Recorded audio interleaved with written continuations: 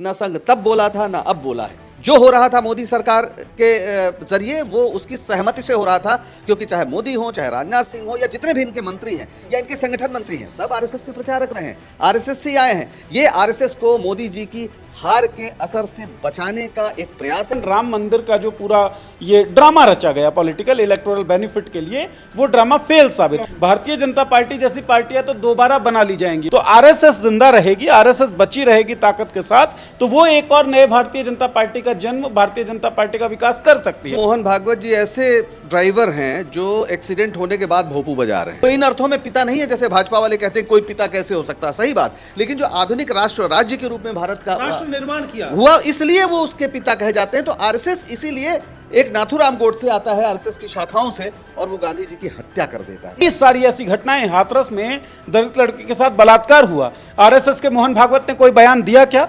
मणिपुर की लड़कियां निर्वस्त्र घुमाई गई, मोहन भागवत सो रहे थे क्या?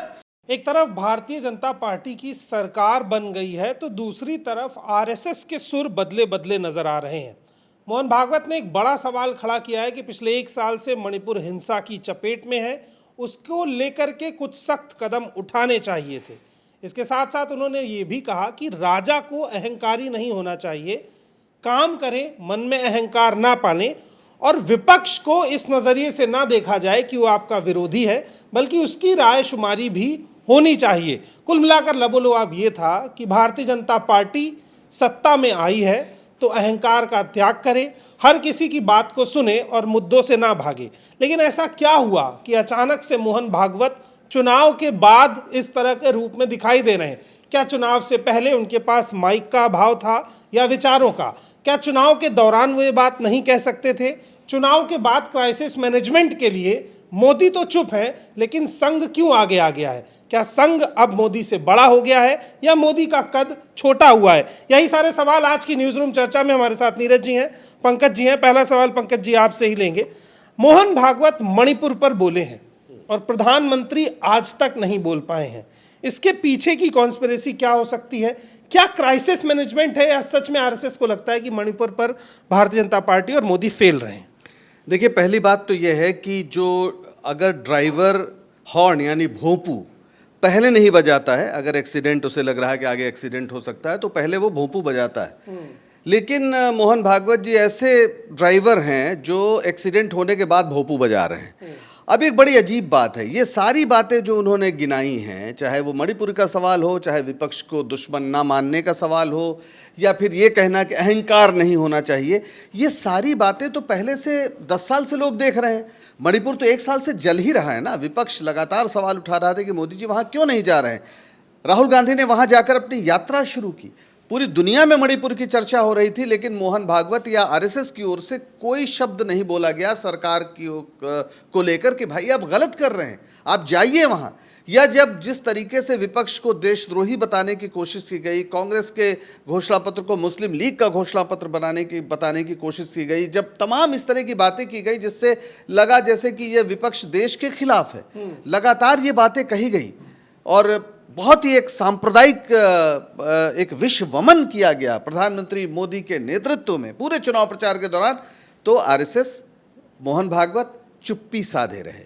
जब वो कहते हैं अहंकार नहीं होना चाहिए, तो उस समय मोहन भागवत क्यों नहीं बोलते? जब लगातार संसद में खड़े होकर मोदी जी मैं कर रहे हैं, मेरा, मेरी सरकार, मेरा ये। पहले तो आप ये कहते हैं कि संघ इस पे बोल नहीं रहा है, बोल, और जब बोलते तो आपको ये कहते हैं कि तब नहीं बोला, आप क्यों बोला? मैं आपको बता रहा हूं, मैं ये कह रहा हूं असली बात क्या है। न संघ तब बोला था न अब बोला है। जो हो रहा था मोदी सरकार के जरिए वो उसकी सहमति से हो रहा था, क्योंकि चाहे मोदी हो, चाहे राजनाथ सिंह हो, या जितने भी इनके मंत्री हैं या इनके संगठन मंत्री हैं, सब आरएसएस के प्रचारक रहे हैं, आरएसएस से आए हैं। ये आरएसएस को मोदी जी की हार के असर से बचाने का एक प्रयास है। उसी प्रयास के तहत जेपी नड्डा जी ने बीच चुनाव कहा था कि संघ की हमें ज़रूरत नहीं, हम सक्षम हैं, क्योंकि उन्हें लग गया था कि ऐसा नतीजा आ सकता है। और आज आरएसएस अपनी नैतिक आभा को बचाने की कोशिश कर रहा है कि देखिए ये जो कुछ हो रहा था उससे हम सहमत नहीं थे, तो अगर नहीं थे तो आपने बोला क्यों? जाहिर सी बात है आज आप आरएसएस पर उंगली ना उठे, इसलिए अपने को आप अलग करना चाहते हैं, जबकि आप अंकुश हैं, आप ही ने बनाया है। पहले जनसंघ आपने बनाया था, अब भाजपा आपने बनाई, उसके बाद जब जनसंघ बना तो गुरु जो गोलवलकर साहब हैं उन्होंने कहा कि गाजर की पुंगी है, बजी तो बजी, नहीं तो खा जाएंगे। और वही हुआ, जनसंघ 77 तक चला, फिर उसका विलय कर दिया मैं गया। आपके पास बिल्कुल आऊंगा, बिल्कुल। आज जो जेपी नड्डा की बात जो पंकज जी बार बार उठा रहे हैं कि उनका जो स्टेटमेंट था कि अब हमें आरएसएस जैसी किसी संस्था की जरूरत नहीं है, जरूरत नहीं है कह के रिलेवेंट बनाया जाता है किसी चीज को। बेशक जेपी नड्डा कह सकते हैं कि हम संघ के बिना भी सत्ता में भागीदार हो सकते हैं, लेकिन जरूरत ना होना। और दूसरा, मोहन भागवत लंबे समय से बड़े कार्यक्रमों से दूर हैं, चाहे राम मंदिर आयोजन हो, चाहे शपथ ग्रहण समारोह हो, वो मौजूद रहते हैं, लेकिन लाइमलाइट में प्रधानमंत्री के साथ उस तरह से नहीं दिखते हैं जैसे पिछले 5-10 सालों में दिखे थे। क्या लग रहा है कि संघ और भाजपा के बीच कुछ तनातनी चल रही है? मुझे नहीं लगता बिल्कुल भी कि संघ और भाजपा के बीच कोई तनातनी है। तमाम आयोजनों में मोहन भागवत मौजूद रहे हैं। मोहन भागवत का जो ये बयान है, इस बयान पर हम चर्चा कर रहे हैं, इसका मतलब ही यही है कि भाजपा और आरएसएस एक सिक्के के ही दो पहलू हैं और वो अब भी उसी तरीके से हैं जिस तरीके से पहले थे। अगर नहीं होते तो किसी आरएसएस की या किसी एक संस्था के सरसंघचालक की हैसियत नहीं है जिसकी बात पर हम लोग चर्चा कर रहे होते। मैं आपको एक बात बताता हूं कि मुर्गी और अंडे की कहानी समझिए। अगर आप अंडा फोड़ देते हैं तो मुर्गी दोबारा नया अंडा दे सकती है, लेकिन अगर मुर्गी मर जाती है तो आपको अंडे मिलेंगे ही नहीं। आरएसएस को जो जेपी नड्डा का बयान था, जेपी नड्डा को पता था। भारतीय जनता पार्टी की पूरी कार्यशैली आप देख लीजिए। भारतीय जनता पार्टी ने जो विचारोत्तेजना इस समाज में पैदा की, भारतीय जनता पार्टी ने जो सांप्रदायिकता का प्रसार इस जगह पर किया, भारतीय जनता पार्टी ने झूठा नैरेटिव जो फैलाया, वो सब उसको विरासत में मिला किससे है? बीएस मुंजे किस तानाशाहों का प्रशंसा करते थे? आरएसएस के तमाम जो फोर फादर्स थे वो किनकी प्रशंसा करते थे? हिटलर, नेपोलियन, मुसोलिनी, इन लोगों की वो लोग प्रशंसा करते थे। तो ये लिगेसी भारतीय जनता पार्टी को आरएसएस से मिला है। नफरत की राजनीति जो हम भारतीय जनता पार्टी के द्वारा देख रहे हैं वो आरएसएस के जरिए ही मिला है। लेकिन एक चीज और है कि आरएसएस का ही काडर है जिसके दम पर इलेक्टोरल जो सक्सेस है वो भी भारतीय जनता पार्टी ले पा रही है। लेकिन 10 साल से एक जगह आपको टोकूंगा मैं, इस फ्रेम को ऐसे देख रहा हूं कि अयोध्या में जो धर्म और राम के एजेंडे की हार हुई है, वो एजेंडा जो संघ सर्व करता है पॉलिटिकल पार्टी भाजपा को, जब वो एजेंडा फ्लॉप हो गया है तो आरएसएस अपना क्राइसिस मैनेजमेंट कर रहा है। क्या ये बड़ा कारण आपको लगता है? बिल्कुल लगता है मुझे। आप लेकिन अब इसमें अगर हम ये कहें कि धर्म का घालमेल राजनीति के साथ बीजेपी करने लगी, इसके कारण संघ को कोई दिक्कत हुई हो, इसको मैं नहीं मानता। 1980 में जब भारतीय जनता पार्टी का गठन हुआ, अध्यक्ष बने अटल बिहारी वाजपेयी।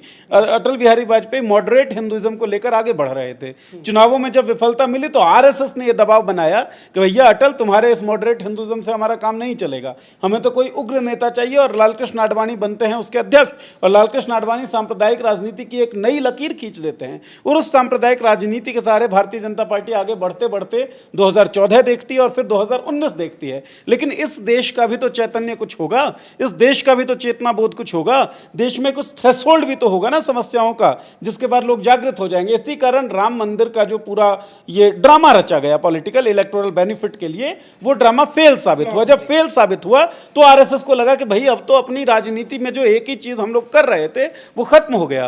तो हम बचते हैं कैसे भी? भारतीय जनता पार्टी जैसी पार्टियां तो दोबारा बना ली जाएंगी। और मुझे ये गुरेज कहने में है नहीं कि कई पार्टियां जो बड़ी विकासशील दिख रही हैं, जो बहुत मतलब विकासोन्मुख दिख रही हैं, उसमें भी उस तरह के तत्व सांप्रदायिक मौजूद हैं। तो आरएसएस जिंदा रहेगी, आरएसएस बची रहेगी ताकत के साथ, तो वो एक और नए भारतीय जनता पार्टी का जन्म, भारतीय जनता पार्टी का विकास कर सकती है। इसलिए ये कोशिश की जा रही है कि बीजेपी की जो हार है उससे आरएसएस अलग थलग दिखे, आरएसएस पर वो ना पुते। ये सारी कोशिश। सारे आरोप आरएसएस पे ही क्यों? जैसे मेरा एक सवाल ये भी है कि मणिपुर को लेके बहुत सवाल उठते हैं, तो स्टैंड ये भी हो सकता है कि जब कश्मीर को लेके भी सवाल थे, भाजपा ने एक बड़ा कदम उठाया, उसको लेके क्रिटिसिज्म झेलना पड़ा। अब अगर मणिपुर को लेके वो बड़ा कदम उठाएगी तो फिर क्रिटिसिज्म झेलना पड़ेगा। दूसरा है कि क्या संघ में सारी बुराइयां हैं? कोई एक अच्छाई भी तो होगी, देश का इतना बड़ा संगठन है, उसको क्यों नकार दिया जाता है? पहली बात तो आप जो कह रहे हैं कि वहाँ बड़ा कदम उठाया जम्मू कश्मीर में, तो वो क्या उठाया? 370 वैसे भी घिस गई है, उसमें कुछ था नहीं। आपने सिर्फ ये किया। सर घिसी हुई थी तो कांग्रेस ने क्यों नहीं किया? मैं बता रहा हूँ, उसकी ज़रूरत नहीं थी। करने के लिए ज़रूरत क्या थी कि आप विधानसभा का सत्र बुलाएं और वहाँ से उसे पारित करा लें। इन्होंने क्या किया कि हम विधानसभा की परवाह नहीं करते। हमारा जो राज्यपाल है वो केंद्र का प्रतिनिधि, और राज्यपाल ने कह दिया हमने हटा दिया। उन्होंने उसे एक तरह से झटका दिया, ये बताते हुए कि कश्मीर के लोगों के मानस, उनके प्रतिनिधि, उनके होने का हमारे लिए कोई मतलब नहीं, तो कश्मीर इनके लिए देश नहीं उपनिवेश है। इस तरह से ये पेश आए। वैसे ही मणिपुर है, मणिपुर में आग लगी है, सरकार आपकी, राज्य में भी सरकार आपकी, केंद्र में भी सरकार आपकी। और दरअसल आरएसएस ने जो ईसाई विरोध जो अपना एक एजेंडा बनाया था पूरे नॉर्थ ईस्ट में, उस पर तो लंबी किताबें लिखी जाएंगी कि वहाँ पर इस पूरे इस आगजनी के मूल में वही है। उसमें आरएसएस की भूमिका है कि आपने मैतेई और कुकी समुदाय को इस तरह से अलग थलग किया और ये कहा कि मैतेई जो हैं वो चूंकि वैष्णव हैं और वो हमारे हैं, और मुख्यमंत्री एकदम इस तरह से पेश आए जैसे कुकी कोई देशद्रोही है। उसी का नतीजा है। तो आरएसएस की आपने पूछा कि उसमें अच्छाई क्या है और बुराई क्या है, ये बड़ा महत्वपूर्ण सवाल है। आरएसएस किसी को क्यों बुरा लगता है? आरएसएस इसलिए बुरा लगता है कि भारत का एक संविधान है जो कहता है कि भाई सब लोग मिलजुल कर रहेंगे, ये देश सबका है, हम सब भारतीय हैं और इसी आधार पर सबको मिलके आगे बढ़ना है। लेकिन आरएसएस पहले दिन से इस बात को नहीं मानता। जब संविधान बना उस समय उन्होंने कहा कि संविधान में भारतीय कुछ नहीं है, मनुस्मृति का इसमें कोई असर नहीं है, बाकायदा कोटेड है। और मनुस्मृति क्या है? 5000 साल से अगर माना जाए कि इस देश के मैक्सिमम मेहनतकश लोगों को, श्रमिक लोगों को, कृषक जातियों को मनुष्य से एक दर्जा नीचे उन्हें गुलाम बनाकर रखा गया और उसको आप महत्वपूर्ण मान रहे हैं। तिरंगा बना, उन्होंने कहा कि तिरंगा जो है वो तो 3 रंग है, वो हमारे लिए अशुभ है। यही नहीं, पूरी आज़ादी की लड़ाई के दौरान हमारा जो आज भारत जो आप नक्शा आज हम देख रहे हैं, ये नक्शा सिर्फ संभव हुआ है उस आज़ादी के आंदोलन के जरिए, खास तौर पर गांधी जी के नेतृत्व की वजह से, जिसने कश्मीर के शोक को केरल के शोक से जोड़ा है, जिसने अटक से कटक तक के दुख को एक किया है और उसी शोक और संघर्ष की एकता पर हमारे इस नवीन भारत का निर्माण हुआ है। और इसीलिए सुभाष चंद्र बोस ने गांधी जी को राष्ट्रपिता कहा। वो इन अर्थों में पिता नहीं है जैसे भाजपा वाले कहते हैं कोई पिता कैसे हो सकता, सही बात, लेकिन जो आधुनिक राष्ट्र राज्य के रूप में भारत का राष्ट्र निर्माण किया हुआ, इसलिए वो उसके पिता कहे जाते हैं। तो आरएसएस इसीलिए एक नाथूराम गोडसे आता है आरएसएस की शाखाओं से और वो गांधी जी की हत्या कर देता है। इस सोच तो का पहले दिन से आरएसएस ने इस देश के लोगों का, जो खास तौर पर महात्मा गांधी की हत्या में उसकी विचारधारा के लोग शामिल थे। दूसरा जो एक बुनियादी बात थी, सैकड़ों साल से इस देश में हिंदू, मुसलमान, सिख, ईसाई सब मिलकर रहते आए, लेकिन आरएसएस ने आप कहीं भी देख लीजिए उसने अल्पसंख्यकों, खास तौर पर ईसाइयों और मुसलमानों के खिलाफ एक युद्ध जैसा छेड़ा हुआ है। और ये केवल कहने की बात नहीं है, ये कहा गया है, बाकायदा इनकी सैद्धांतिकी में है। जो सावरकर भी कहते थे, गोलवलकर भी कहते थे कि जिसका पितृभूमि और पवित्र भूमि भारत में नहीं है उसकी कभी भी देशभक्ति असंदिग्ध नहीं हो सकती। तो ये एक महत्वपूर्ण बात है। एक बात जोड़ूंगा कि संघ ना कभी मुगलों के खिलाफ लड़ा, ना कभी अंग्रेजों के खिलाफ लड़ा, लेकिन वो लगातार मुस्लिम धर्म और ईसाई धर्म के खिलाफ प्रचार करता है। जब लड़ना चाहिए था तब नहीं लड़ा। मुगलों के समय तो वो थे नहीं, लेकिन अंग्रेजों के समय थे। और उस समय वो कभी भी 47 तक, 25 में गठन हुआ आरएसएस का, और 1947 तक आज वो लोगों की कसौटी मानते हैं देशभक्ति की। बताओ वंदे मातरम गाओगे कि नहीं गाओगे, जबरदस्ती करते हैं। लेकिन उस दौरान वंदे मातरम उनके मुंह से सार्वजनिक स्थान पे कभी नहीं निकला। वो 22 साल तक राजनीति में रहे। उनके जितने भी नेता हैं, आप दीनदयाल उपाध्याय जब आज़ादी मिली तो तकरीबन 31 साल के थे, 23 साल में भगत सिंह फांसी पर चढ़ गए और दीनदयाल उपाध्याय के मुंह से अंग्रेजों के खिलाफ एक शब्द नहीं निकला। आप नाथूराम गोडसे की बात करिए, नाथूराम गोडसे को पिस्तौल चलाना आता था, कभी एक कंकड़ भी किसी अंग्रेज पर नहीं मारा, पर महात्मा गांधी की हत्या कर दी। तो जितने इनके नायक हैं, श्यामा प्रसाद मुखर्जी, वो लगातार अंग्रेजों के इशारे पर वो मुस्लिम लीग के साथ सरकार में उस समय बंगाल था, बंगाल में सरकार चला रहे थे और कह रहे थे कि 1942 का आंदोलन हम ऐसे ऐसे कुचलेंगे। बाकायदा अपनी योजना पेश की थी उन्होंने, सुभाष चंद्र बोस को कैसे रोका जाए इस पर वो लगातार बात कर रहे थे। तो ये तो नेहरू की, गांधी की विशाल दृष्टि थी कि आज़ादी के बाद श्यामा प्रसाद मुखर्जी जो इतने विरोधी हैं उनको अपने मंत्रिमंडल में शामिल किया। और मोदी जी जो आते हैं आरएसएस से, वो कहते हैं कि कांग्रेस मुक्त भारत, दरअसल विपक्ष मुक्त लोकतंत्र की वो बात करते। खैर मैं इस बात कहूँगा, नीरज जी एक सवाल है, मैं वो आखिरी सवाल और मैं छोटा कमेंट चाहूँगा। सवाल ये कि क्या आरएसएस किसी और को प्रधानमंत्री पद की कुर्सी पे देख रहा था, ये डिमांड पूरी नहीं हुई, ये स्ट्रैटेजी पूरी नहीं हो पाई, मोदी फिर से आए हैं इसलिए अहंकारी लग रहे हैं? बिल्कुल ऐसा हो सकता है, और वो किसी भी संगठन में बड़ा सामान्य है। नितिन गडकरी का नाम बड़ा ज़बरदस्त ज़ोरों शोरों से चलता रहा है हमेशा कि आरएसएस के प्रिय हैं। ये इसलिए हो सकता है क्योंकि दो लोग अगर दो पावर सेंटर्स हैं तो हमेशा एक पावर सेंटर चाहेगा कि हम ज़्यादा मजबूत रहें। आरएसएस को दिखता है कि मोदी की जो कार्यशैली है वो वैसी ही है जिस तरह की कार्यशैली को आरएसएस के संस्थापक सदस्यों ने बड़ा पसंद किया था। वो तानाशाही कार्यशैली, तो उनको पता है कि जिससे हम प्रेरणा पाते थे उसी तरह की कार्यशैली को अगर हम एंडोर्स करेंगे तो शायद हम खत्म हो जाएंगे। तो वो इस तरह का एक पावर स्ट्रगल हो सकता है। आपने एक सवाल पूछा था कि आरएसएस में कुछ अच्छा ही नहीं है क्या, सब बुरा ही बुराई है क्या? आरएसएस का जो चुनाव है ना, आरएसएस अच्छा लगे या ना लगे, बड़ा साधारण सा चुनाव है। आप अगर आइडिया ऑफ इंडिया को पसंद करते हैं तो आप आरएसएस को पसंद नहीं कर सकते। अगर आप भारत के संविधान का सम्मान करते हैं तो आप आरएसएस का सम्मान नहीं कर सकते। अगर आपकी श्रद्धा महात्मा गांधी में है तो आपकी श्रद्धा आरएसएस में नहीं हो सकती। अगर आप ये मानते हैं कि अंग्रेज इस देश में आए और इस देश को अंग्रेजों ने लूटा, इस देश के देशवासियों पर अंग्रेजों ने शोषण किया, तो और अगर आप ऐसा मानते हैं कि अंग्रेज लुटेरे थे तो आप आरएसएस का सम्मान नहीं कर सकते हैं, क्योंकि आरएसएस ने हमेशा अंग्रेजों की हिमायत की। आरएसएस ने हमेशा इस समाज को तोड़ने की कोशिश की। जब पूरा देश एक राष्ट्रीय आंदोलन के जरिए अंग्रेजों को खदेड़ने की कोशिश कर रहा था, तब आरएसएस के संस्थापक सदस्य कहते थे कि हमारा प्राइम दुश्मन जो है वो मुसलमान है, अंग्रेज नहीं है। ऐसे किसी भी संगठन, ऐसे किसी भी संस्था के प्रति क्या सम्मान के भाव होंगे? और पंकज श्रीवास्तव ने जी ने बड़ा क्लियर किया है कि जब संविधान बना ये लोग संविधान का विरोध कर रहे थे, राष्ट्रीय ध्वज का विरोध ये 50 साल तक करते रहे। मनुस्मृति का समर्थन, मनुस्मृति का समर्थन, मतलब अगर आप महिलाओं का सम्मान करते हैं, अगर आप भागीदारी का सम्मान करते हैं, अगर आप मनुष्यता का सम्मान करते हैं, तो आप आरएसएस का सम्मान नहीं कर सकते, क्योंकि आरएसएस मनुष्य द्रोही जो विचारधारा है उसका प्रवर्तन करती है, उसकी वकालत करती है। मणिपुर की बात मोहन भागवत ने कही। मणिपुर की घटना आज की नहीं है, कल की नहीं है, और मणिपुर के अलावा कई सारी ऐसी घटनाएं, हाथरस में दलित लड़की के साथ बलात्कार हुआ, आरएसएस के मोहन भागवत ने कोई बयान दिया क्या? मणिपुर की लड़कियां निर्वस्त्र घुमाई गई, मोहन भागवत सो रहे थे क्या? आपको कुछ भी याद नहीं आता है? शहर के शहर में दंगे होते रहे, दिल्ली जो है वो जलता रहा, नूह गुड़गांव से सटा हुआ इलाका जलता रहा, मोहन भागवत ने कुछ कहा क्या? नफरत की जो राजनीति हम देख रहे हैं उसके फाउंडेशन में आरएसएस है, आरएसएस की आइडियोलॉजी है, आरएसएस के संस्थापक सदस्य हैं, आरएसएस का हिटलर और मुसोलिनी प्रेम है।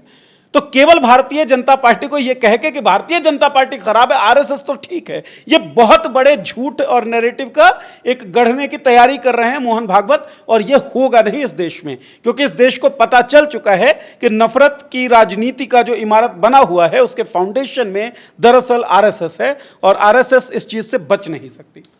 खैर, ये तमाम सवाल लगातार उठते रहेंगे, क्योंकि इस समय मोहन भागवत का बयान आया है जब शपथ ग्रहण हो चुका है। ऐसा लगता है कि वो इंतजार कर रहे थे कि राजा कुर्सी पर बैठ जाए, फिर उससे उसके अहंकार पर सवाल किया जाए, क्योंकि इससे पहले किया गया तो राजा बदल भी सकता है।